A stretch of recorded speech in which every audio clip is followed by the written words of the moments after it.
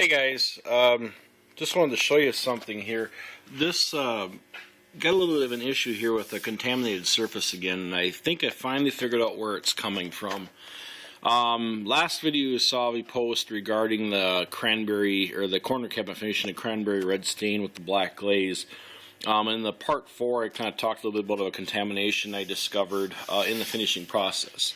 And lo and behold, I've got a little bit here in the sealer coat now. On these doors here, so if I can turn this, there we go. Right there. Let me see if there we go.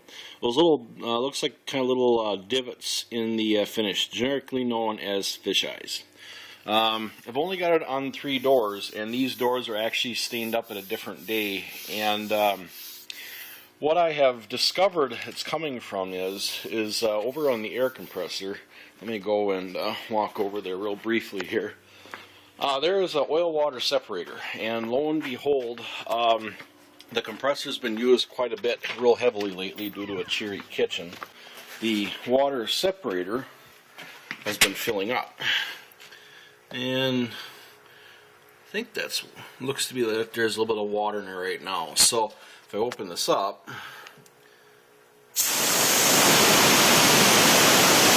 nothing in there now. I just drained it the other day, but because of what's happening is the compressor's been used real heavily, and for sanding a bunch of cherry cabinets that a buddy of mine's doing for his friend. No one's ever taken time to drain the oil water separator. The tank drain's been working fine. The tank is as dry as a whistle. Well, whistle isn't the word, but anyways, like I said, no one's taken the time to drain the water separator, so it'll actually migrate its way into my shop, and then it'll actually where I figured out it's coming from in my shop is not the air-assisted airless spray guns. It's actually the compressed air nozzle that just used to blow off the parts prior to spraying them with a sealer or top coat. Because on the air-assisted airless units, I have these little disposable desiccant filters. So this is pretty clean air for the atomizing air on my sealer and top coat pumps. But this gun here is probably as dirty as the air compressor. There is no filter.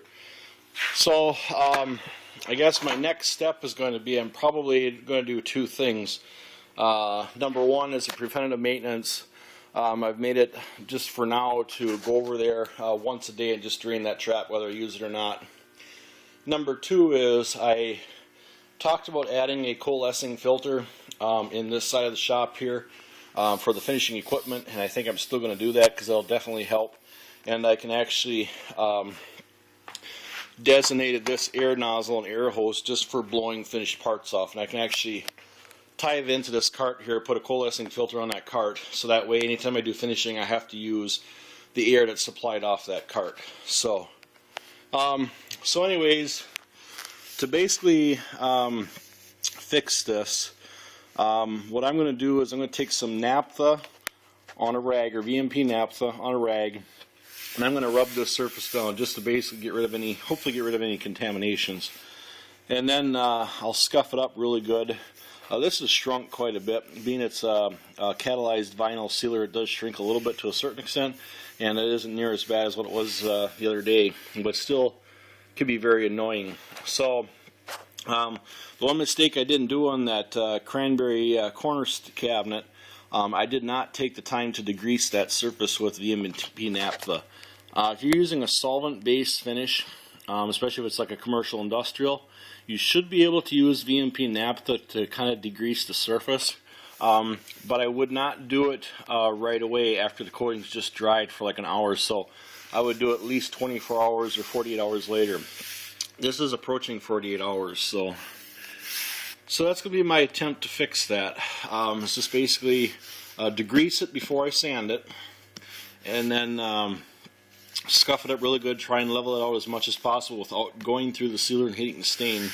And then this is getting black glaze, and I got 3 doors with this, so it's not the end of the world. It's more for my sister-in-law I just haven't been video recording the finishing process in these cabinets. I just want to get them done and out. So yeah, I think I finally figured out where that's coming from. Why the oil water separator didn't catch it there, I don't know, although that is a cheaper oil water separator, so not sure. But anyways, that's what I came up with. So just a little tidbit of information. Take it for what it's worth, and thanks for watching.